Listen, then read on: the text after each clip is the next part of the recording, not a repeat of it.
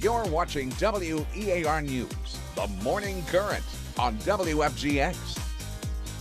And good morning. Welcome to the Morning Current. The best part about this show is your participation throughout the hour. We'll talk more about that as time goes on. But first, a greeting. I'm Jared Willits. I'm Laura Hussey, and our top story, of course, the government shutdown. There are hopes as you wake up this morning that it could end today after 44 days. About 2 o'clock this morning, the House Rules Committee voted 8-4 to advance the Senate-passed government funding package. Now it goes to the House floor. They're expected to have their first full vote about 4 o'clock this afternoon. President Trump says he's hopeful the thing will pass. House Democratic leader Hakeem Jeffries predicts opposition because of the fact that those health care subsidies were not part of the deal. The GOP only promised to talk about it at a later date. Stakes are high. Republicans can only afford to lose 2 votes. A lot of questions remain. A big one, of course, how long will it take for things to get back to normal if the legislation works its way all the way through? Here's what we know about how it could play out. Trump says he will sign it if it makes it out of the House and onto his desk. When it becomes law, all furloughed workers go back to work. Back pay is supposed to come as soon as possible, even outside of normal pay periods. And there would be, they say, an adjustment period for many of the other impacts. Now, let's talk about air travel. Transportation Secretary Sean Duffy says there's concern that some air traffic controllers will not return on day 1. The air traffic controllers get 70% of back pay with 48 hours when government within 48 hours after the government reopens. If for some reason the air traffic controllers do not come back to work, obviously the flight restrictions that are in place now would continue. Transportation Secretary Duffy says he'll use FAA data to determine when and if airspace can reopen based on staffing. And the SNAP benefits could resume promptly, they say. Might be a slight delay based on some people getting partial payments already, some paperwork, I guess. Could take up to 2 weeks for every recipient to get their full funds. Now, lawmakers are hopeful people will get those benefits before Thanksgiving. They say it should be 100% back to normal by December 1st. And there was a ruling out of the Supreme Court yesterday. It will continue to block the decision that would have forced full funding of SNAP payouts for November. They say with the government hopefully reopening soon, this would be the path of least resistance. We did take a moment to speak to Congressman Jimmy Patronis, who says the House will vote on 3 appropriation bills today, looking to reopen the government by November 15th. The deadline, that is the deadline to pay off service members. To crank up a machine like the size of the United States government, it's not going to happen overnight. The sad part of it is that our public servants were held hostage throughout this whole entire crisis since September 30th. That is simply unacceptable. Unless the government shutdown is resolved today, the funds that were reallocated to cover previous paychecks are going to run out. Military members are not expected to be paid November 15th if things move forward in that direction. So many things to worry about. Food pantries and distribution sites across the Panhandle are feeling the problems after the shutdown. It continues to linger, 44 days now? 44 days. If the House passes the bill this week, it could take families weeks before they see paychecks or their benefit cards loaded. And this was coming already on top of tough economic times for everybody. WEAR's Aria Circa joining us live now with news on a nonprofit that is working to bridge the gap specifically for students in Escambia and Santa Rosa counties. Good morning. The organization is called Food Raising Friends, and they are set to deliver and distribute the second half of their Thanksgiving bags to 26 schools in Escambia County and Santa Rosa County. They are delivering nearly 1,000 bags that can feed at least 4,000 people for 4 to 6 days. The organization says even before people started missing paychecks or benefits, the need for food has grown. The same 26 schools requested bags for both Thanksgiving and Christmas this year. You know, they're seeing those costs go up and the size is getting smaller. We're seeing the costs go up and the size is getting smaller. And our stomachs aren't getting smaller, you know, and for kids, they're growing. They need more and more. So, you know, it is getting harder. Students are chosen by school counselors to receive those Food Raising Friends bags, many of whom are eligible for free meals offered at school. In order to qualify for the free meals program, a student must be eligible or receive SNAP benefits already. Now, as soon as the bags go out today, the organization is going to be asking for volunteers and donations to get their bags ready for the Christmas holiday. Laura, Jared? Thank you. Now, I got to say this. I feel like a little kid who may have slept through Christmas with Santa coming down the chimney. Meteorologist Brooke Richardson, apparently we had a big show from the Northern Lights last night, if you were awake. Yeah, we got a lot of pictures in from them. You can see them here. Quite pretty out there. Oh, look at that. Stunning over the bay, over the trees. There were some geomagnetic storms, and we'll get more into this later because we have these photos coming up throughout the show. These solar flares are the reason that as far south as we are, we got to see them. So if you snapped it or took a video, please scan that QR, send it on in because we would love to share them throughout the show this morning. Yeah, and it was looking quite nice. We are still looking at those clear skies tonight. There's a chance that we could see it again for tonight, so just something there. We do have those calm, clear skies that we're going to be seeing throughout the day, so that is good news if you want to try to maybe see them if we do happen to see them again tonight. Temperatures right now are in the 30s and the 40s. We do have temperatures in the 30s inland, 40s along the coastline. We are much warmer than yesterday, though. We're up about 7 to even 9 degrees, so that is a big jump up for us. We're going to be looking at that warmer weather as we head into your afternoon as well. As for your winds, it's not looking too breezy. We're very calm out there. We're going to deal with those calm winds throughout your afternoon. Radar is going to stay dry. You'll look at those nice sunny skies. So as you head out the door, just enjoy it. We will be looking at your temperatures topping out today in the 70s. It is going to be a big change from yesterday. So cold start, but a mild afternoon.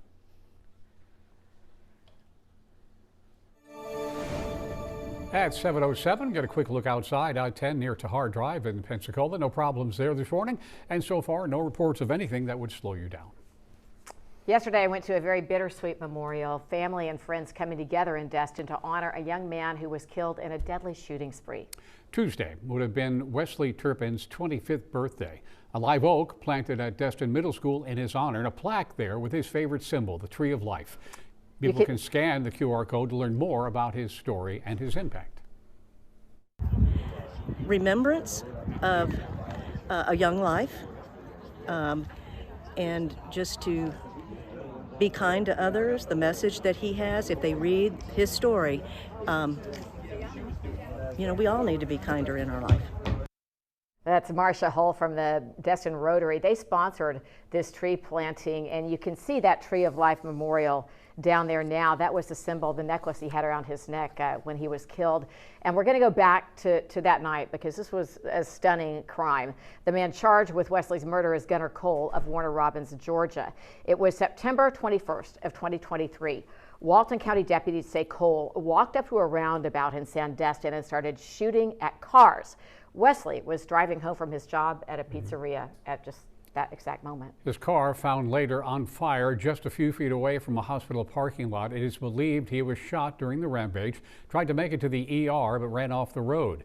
The state attorney's office says Gunnar Cole expected to go to trial early next year.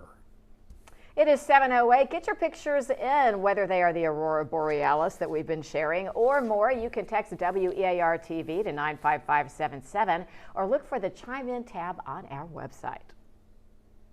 When the morning current continues, the University of West Florida remembering one of their own following a fatal crash. How you can honor the life of Chloe Criggal. And a scare for passengers on a train in California. Why their ride was not what they expected. But for the here and now, in this moment in time, take a moment and join us for the Morning Current Coffee Break. Glad you're watching.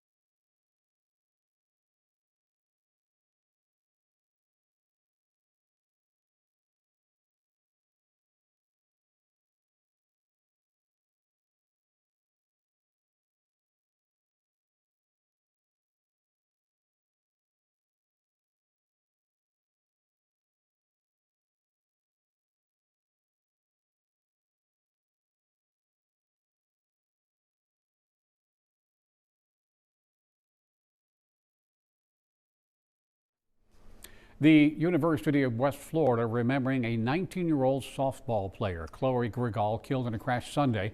FHP says she was driving an I-10 in heavy rain in Gaston County, veered off the road, hit a tree. FHP says she wasn't wearing a seatbelt and she passed away there at the scene. Now, Criggal was from Brantford, Florida, but there's going to be a candlelight vigil here. It's tomorrow evening, 6 p.m. in the courtyard between the UWF Fieldhouse and the Aquatic Center. A lot of you have taken to social media sharing condolences and sending prayers to her family, friends, and the UWF community. Hundreds of comments. Lynette sharing, "This young lady was so full of life and made a big impact on everyone around her. She'll be missed dearly. Prayers for her family, friends, and softball sisters." Vera said, praying continually for this family. Chloe was an amazing young lady and she will be missed. This is a pretty awful video, really. We have video of a deadly crash of a Turkish military cargo plane in the country of Georgia. It happened yesterday, and you saw it, that plane spiraling in the sky before it goes down. You could see from the distance the explosion and the plume of smoke. Here's what we know about this plane.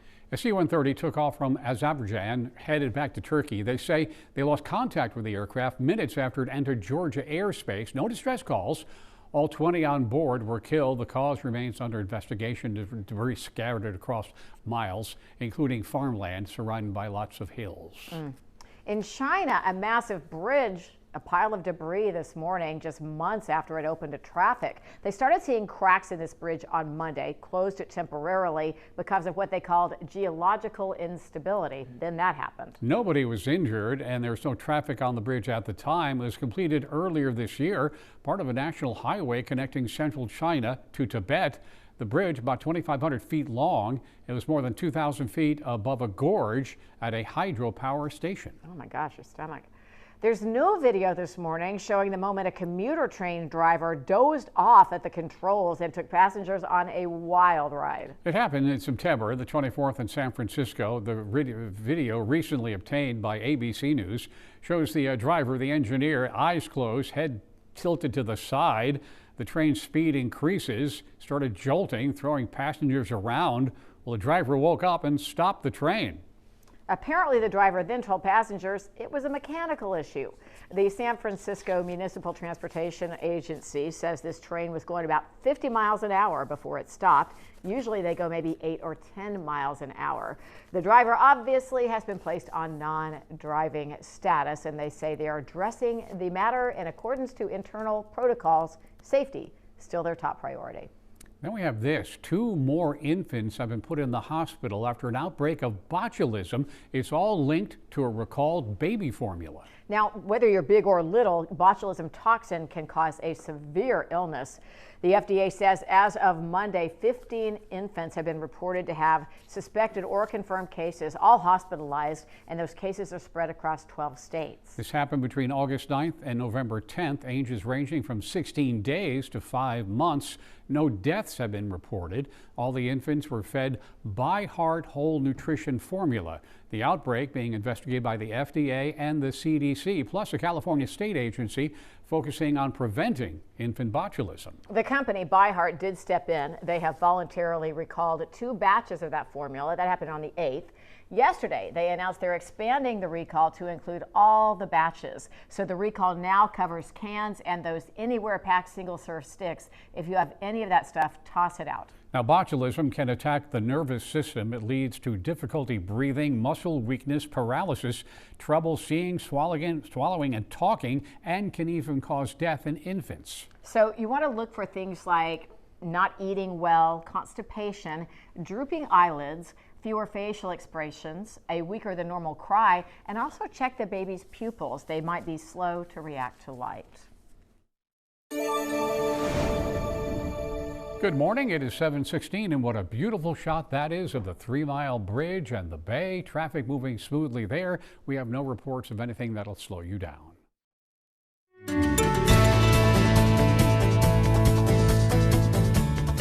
Look at this. Speaking of beautiful, I just can't even tell you guys, this is a bucket list thing, a lifelong dream, and the fact that we're seeing it in Northwest Florida and that some of us slept through it. I don't know, but they say these come from solar phenomena, right, Brooke? Yeah, and that's we're going to be seeing a chance at seeing it tonight as well. So do we have an idea of time frame so we can make our? I don't know. I think Brooke, she already told me. She's like, hey, stay up all night. If you're curious, though, what's happening apparently is eruptions of energy from the sun are interacting with Earth's magnetic field. They've been spotted all over the southeast. The Space Weather Prediction Center, in case you follow this stuff, issued a G4 severe geomagnetic storm watch. At the ultimate end of things, these storms can affect things like radio transmissions and so on, but they're just making a pretty Apparently sky. that happened in Europe and Africa. South Africa, yeah. Yeah, well, Vanessa just told me she's saying 9 p.m. to 2 a.m. might be the best time. That's a pretty big window for me. Perfect. Perfect. All right. Hopefully we'll have some clear skies, though, so people who want to get out and see if they can take the aurora borealis in will be able to. Yeah, and it does look like we are going to be seeing some calm, clear skies. We're seeing it right now, so that's something that we are dealing with. Beautiful right now. We will be looking at those clear skies through the rest of your day, so things are going to be looking nice. So if you want to head out and maybe just have that nighttime looking for the northern lights, we will be seeing some nice conditions for that. Currently, whereas we are looking at our sunrise, it's nice out there. We do have those beautiful conditions. Our winds are very calm. We're going to be looking at temperatures warming up today. It's going to be much warmer as you go into the nighttime tonight. We're going to be in the 50s. So if you are going to be staying up trying to look at those lights, we are going to have temperatures in the 50s instead of those 30s and 40s. So this is what we're seeing right now. We're seeing those 30s inland along the coastline. This is where we do have the 40s. We are going to be looking at those temperatures slightly warmer than what we saw yesterday, anywhere from 5 to 9 degrees above what we were seeing yesterday. So that's what we have for us. We are going to be looking at 70s for your highs today. That's about 18 degrees warmer than what we saw yesterday. So big changes coming our way. Not just today. It's going to last all the way through the end of the week. We do have your highs staying in the mid to upper 70s. We are going to be looking warmer than average for the next 6 to 10 days. That's what it looks like going forward. Now for the mugginess, it's going to start to increase. We are looking at that dry air right now. Dry to refreshing feel through at least Friday. It starts to increase going into the weekend. We will be feeling that muggy weather going into Sunday, Monday. So you'll start to notice it does feel a little different. And with that, we will start to see some small rain chances. Rain chances overall being very, very low. Your radar right now is looking very dry. We're not seeing much activity as we head into the next couple of days. We are going to be seeing mostly calm skies. Heading into your Thursday, we'll have a few passing clouds. Going into Friday, we'll have some nice sunny skies. And then as we go into the weekend, should be looking just as nice. So if you do have any of those outdoor plans for the weekend, should be looking beautiful. And we will have that small rain chance not until Monday. As for the tropics, things are looking calm. We're not expecting any tropical activity as we head into the next 7 days. We'll continue to update you as we go throughout hurricane season, but all is calm right now. Our sea-tone rain forecast does show 1 foot for the Gulf. Winds out of the west-northwest at 5 to 10 knots. If you are heading out on the boat, should be looking nice. And we do have some decent conditions on the coast as well. Yellow flags flying with a good chance we'll have either yellow or green flags later on today. Let's get you through your week ahead. We do have some beautiful weather today. A little bit warmer. We're going to be in the 70s instead of the 50s. We'll say the mid 70s by the time you hit Thursday. We'll have a few more clouds as well. Mid 70s through the rest of your week and into your weekend. Heading into next week, we'll have that small chance of rain. The trailer for Toy Story 5 is here. We will take a look and we'll tell you when the movie hits the big screen. Stay with us.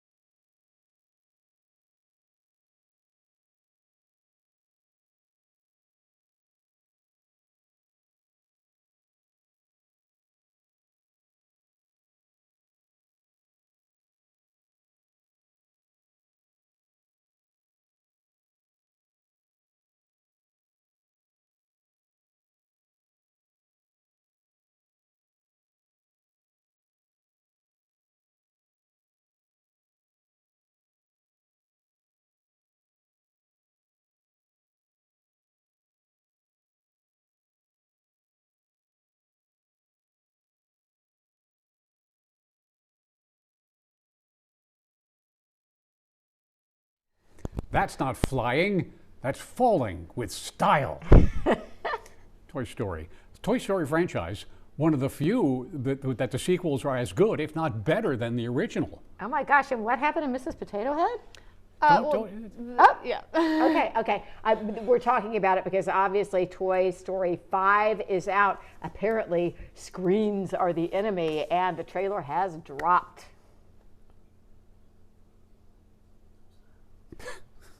Oopsie, well, we had sound, but then we just wanted to kind of tease you some more so that you can see. They're all looking at the screen and being terrified by it. It's a tablet. I love the concept. Apparently, in this movie, there's a high-tech rival for our traditional toys, a screen called LilyPad. Yeah, you know, it's going to have Tom Hanks, Tim Allen, Joan Cusack returns as Woody, Buzz, and Jessie. And Forky, which is adorable, from Toy Story 4 returns, voiced by Tony Hale. Conan O'Brien joins the cast as a toilet training tech toy Smarty Pants. Oh, that's so perfect. Isn't that perfect? June 2026, you can see it in theaters. May I wrap it up? Yeah? To infinity and beyond. Sorry. You hardly need to go watch now. All right, a couple of polls we wanted to check back in on this morning. First of all, yesterday we asked you when you were watching the telly, do you use subtitles? 66% saying yes, 17% said, well, sometimes. And then there is this burning question. Is it pecan or pecan, right? Well, Brooke. 89% of you are wrong. That's so sad. Yeah, so Brooke, how do you say it? It's pecan. Okay, there Not you have pecan. Pecan. Stop. Regardless of how you pronounce it, it remains a delicious holiday dessert. Yeah.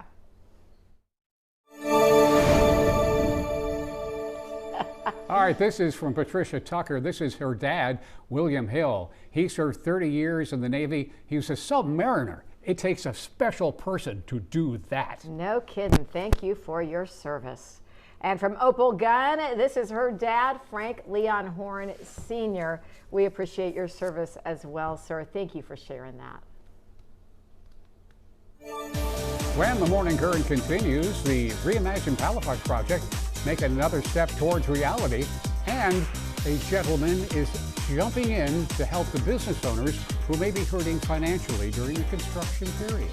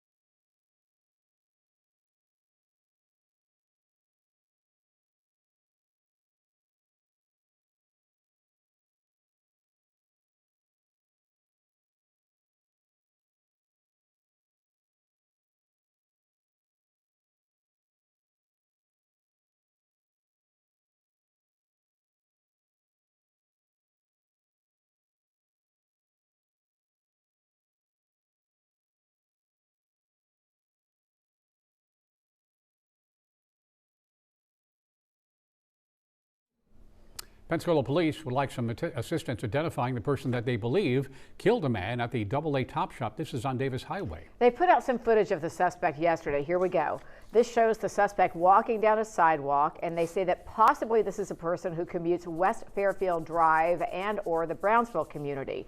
Police say the assistance of the community could be a big help in figuring out who this person is. The victim, 57-year-old Dean Edward Chambers, an employee, discovered Chambers deceased Monday inside the business. Chambers was known to employees and leased space from the business. If you have any information, call Crime Stoppers. It's anonymous. You dial 850-433-STOP. Many people are asking, will many of us get a $2,000 check from the federal government? Well, President Trump floated that idea. He called it a tariff dividend, and it was on Truth Social is really how it got started. We broke it down yesterday, why paying out the money would likely add to the national deficit, and perhaps the math just doesn't math up. There's been no other movement on it at this point. The Treasury Secretary is casting doubt on a direct payment, a check. Nothing's approved, of course. Now, the IRS is cautioning taxpayers to be mindful of what scammers. Oh, they're out there. When stimulus checks were paid out, zero action was required from taxpayers. So be wary of fake calls and texts and all that. Just be smart. That's a good reminder. Oh my gosh. When the idea started floating, we asked, what do you think? Do you think the government should pay Americans $2,000 each, even if it were to add to the national debt? The results are in. 58% said, sure, send me a check.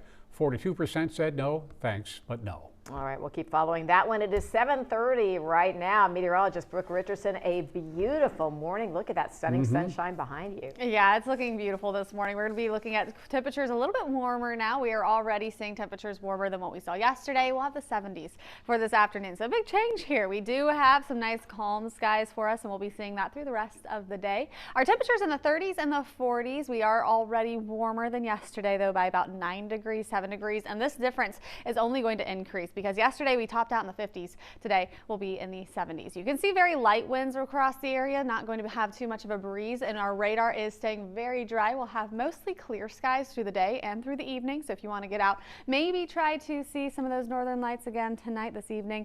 We should still see those nice clear viewing conditions. As you head out the door today, it's going to be a beautiful one. Temperatures get into the 70s, and then overnight tonight we will drop into the 50s, and we should stay in the 50s for most of us as we wake up tomorrow morning. So not going to be quite as chilly tonight either. Cool start, mild afternoon.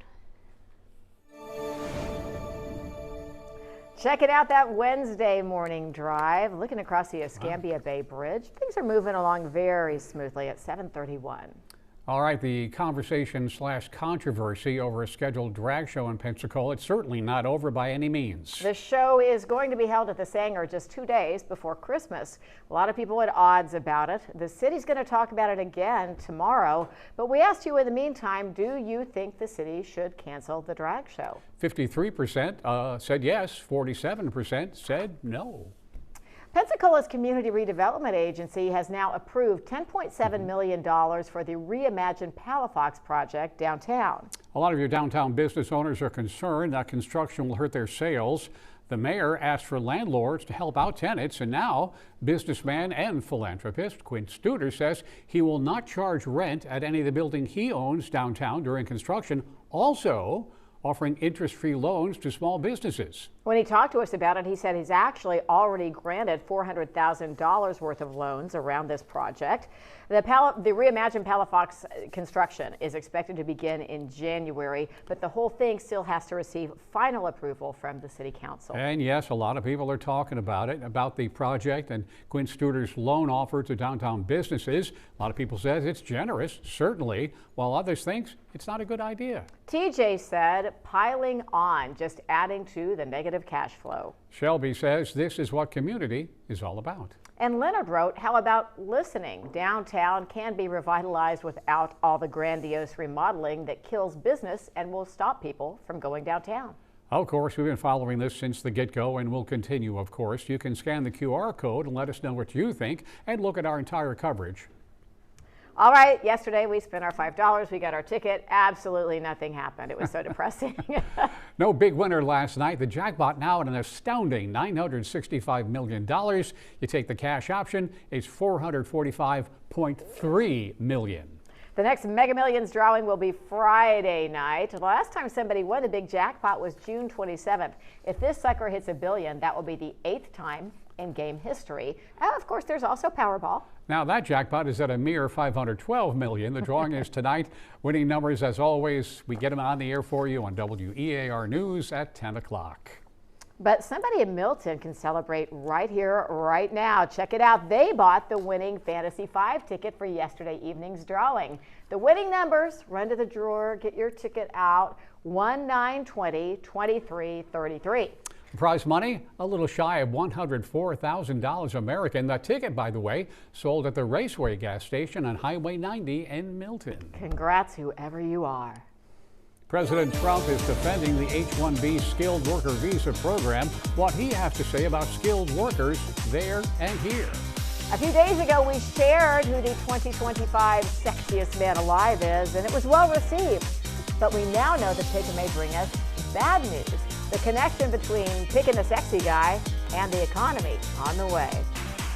So you want to pick an ugly guy is what I take from the story, and we'll explain all that in a moment. But right now, we're going to sit back, relax for a moment, and enjoy coffee break.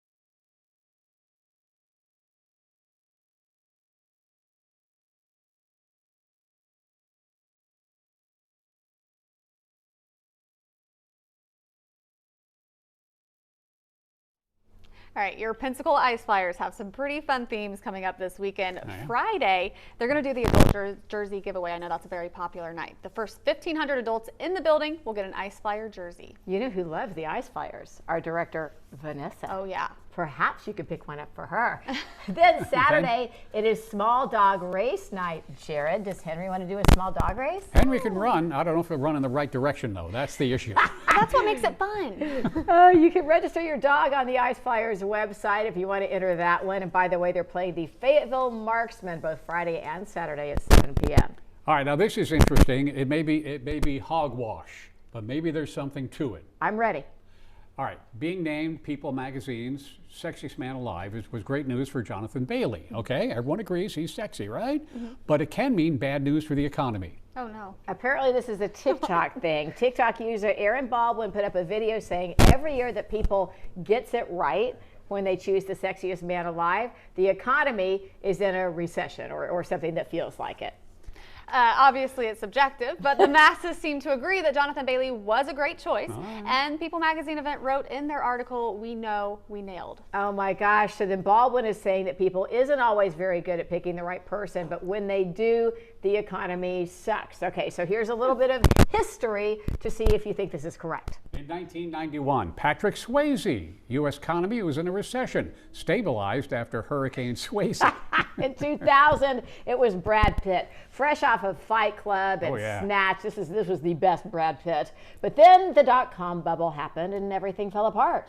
Yeah, and the sharp downturn tech stocks in 2001, Pierce Brosnan and his Bond run, the economy in recession after dot-com collapse. But wait, there's more. Oh no. Hugh Jackman, as if his world weren't falling down right now, in 2009, when his Wolverine origin story came out, we were in the middle of the Great Recession. So Jonathan Bailey, maybe we just need to say thanks, but no thanks. So I wonder if you pick someone whose would be not considered sexy, if the economy would be great. Oh, let's pick somebody. All right. No, let's not pick somebody. Who's your favorite ugly celebrity?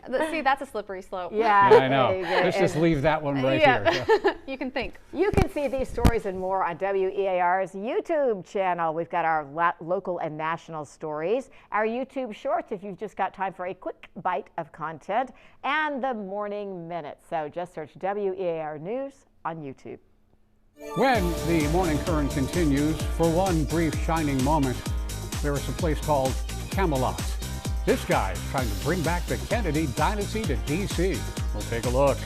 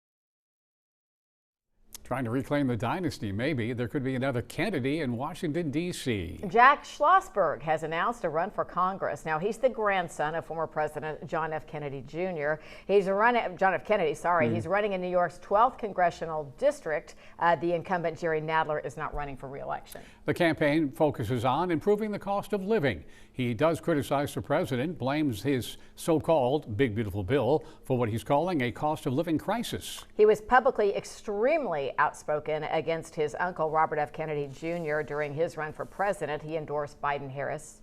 Schlossberg graduated from Yale and Harvard Law, passed a New York bar exam. He's a writer and political commentator. He's published in Time Magazine, Vogue, and the Washington Post, New York, and Politico as well.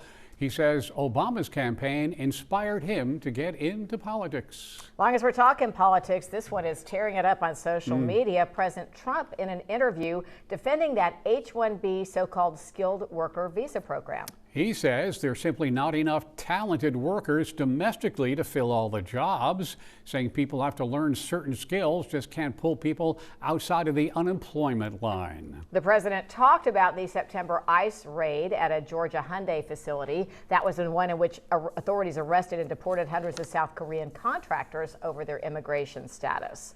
They were here making batteries for Hyundai, and the president said we need workers with that type of experience. All of this despite now there's been a executive order in September that orders a $100,000 application fee for an H-1B visa. And the visa is valid for 3 years and can be renewed once. Some economists say that the H-1B program allows the U.S. and companies here to maintain competitiveness and grow their business, therefore creating more jobs. More to come on that, I'm sure. Talking about skilled trades, the Florida construction industry, they're facing a worker shortage crisis as demand outpaces supply. They say there could be a shortage of how many? 2 million construction workers over the next decade. Now, you can scan that QR code on your screen. Like to know how Northwest Florida organizations are taking action and helping fill the gap. You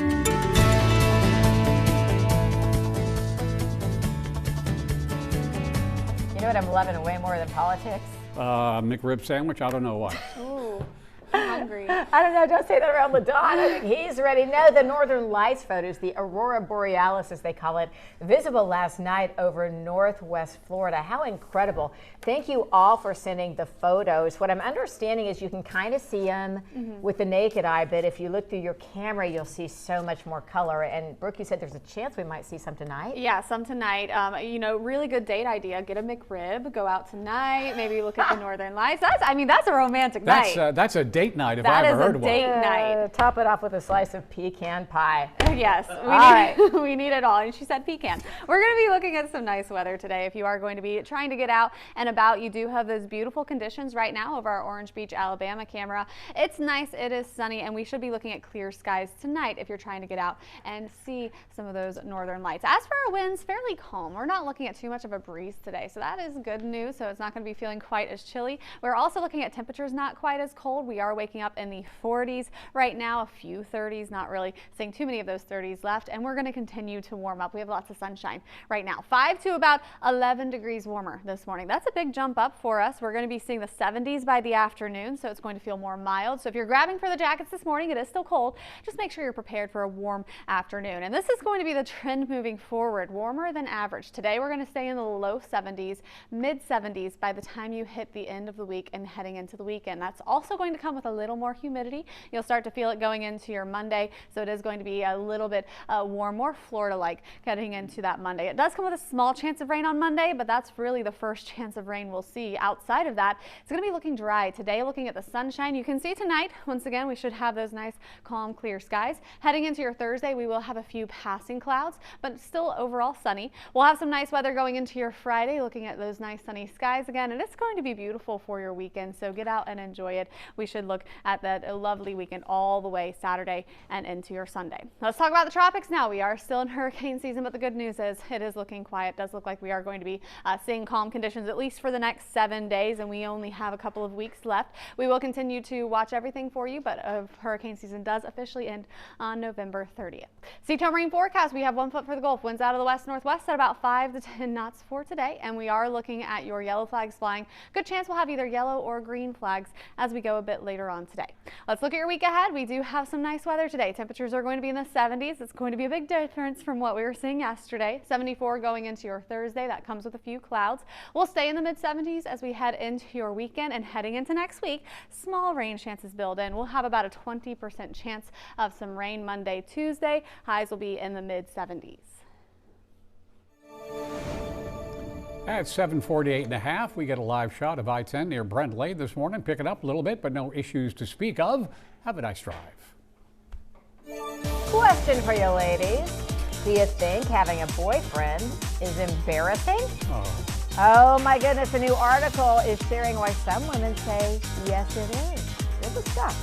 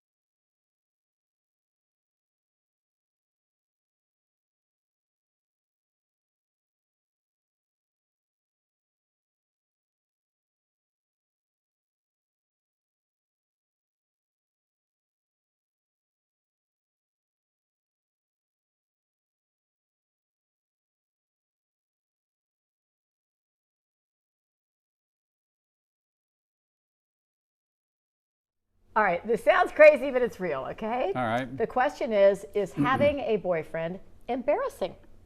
Apparently it is. An opinion piece in the British Vogue magazine says, yeah, apparently some women want the benefits of having a partner, but they don't want to look like they're obsessed with having a boyfriend. What's the problem? Yeah, you know, influencers and writers in the article report losing social media followers after hard launching a relationship. That's why you got to do the soft launch, guys. And others report negative reactions from fans. Please don't get a boyfriend. Yeah, the article says that women will intentionally tone down the social media presence of boyfriends for a variety of reasons. First of all, they don't like to lose the followers. Also, some people just don't like when something's kind of new and you want it to be good. You don't want everybody putting their jealousy on it and stuff like that. The evil eye. So this would be, you know, oh, you're off the market. I don't care about you anymore. No, and my husband had a good friend, a very known fitness influencer, who literally said, I don't put boyfriends on my social media. It costs me engagement. So it is what it is. Yeah. You know, Wow. and somebody Love else versus engagement. They also say after a breakup, when you post them, you have to delete them, and it's embarrassing to take them down. It's all too much work. Yeah. Okay, but we have an expert on the situation. Yes, Our we do. producer AJ standing by now. AJ, we know you as Tanner's wife, happily married mom, but you had your different days. Jared and I remember. Talk a little bit about what you think about the whole thing, about your social media presence and why they're following you. Yeah, I'll say this first. Excuse me. My Instagram feed looked a lot different before I became a mom and before I got married. But when I announced that I was pregnant with my daughter Lila, it was sort of also mine and Tanner's like hard launch of our relationship. Nobody, like we hadn't posted on social media that we were seeing each other or anything. And I think the night that I posted our gender reveal on Instagram, and I'm not even an influencer, I have like 12 followers on Instagram, but and I'm one of them. But I lost like dozens of followers that night, just people that I didn't even know that were following me. And then and it kind of kept going. So then I posted like ultrasound pictures, more followers gone. Then I posted when Tanner proposed to me, more followers gone. And then when we got married, it's just.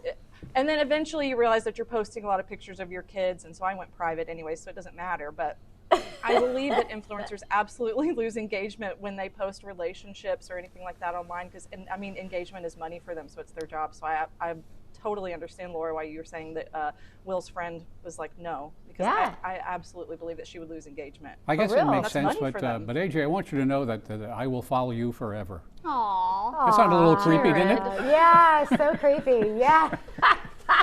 It's okay, Jared. We're creepy. It's all right. Check your rearview mirror on your way home. AJ, we always love checking in with you. We're going to have to scroll way back on her Instagram feed now and find out what's going on. Yeah. All right, this is Randy Compton, a local Milton, Florida kid, now a new F-14 pilot in the VF-84 Jolly Roger, picture taken in 1982. Thank you for your service. Candy Ringler, Air Force Master Sergeant John Ringler, and AIC Ian Ringler. A1C, yeah. A1C, I'm sorry. All right, thank you so much for your service as well. We have loved what everyone shared with us through Veterans Day. We shall continue our effort in just a moment.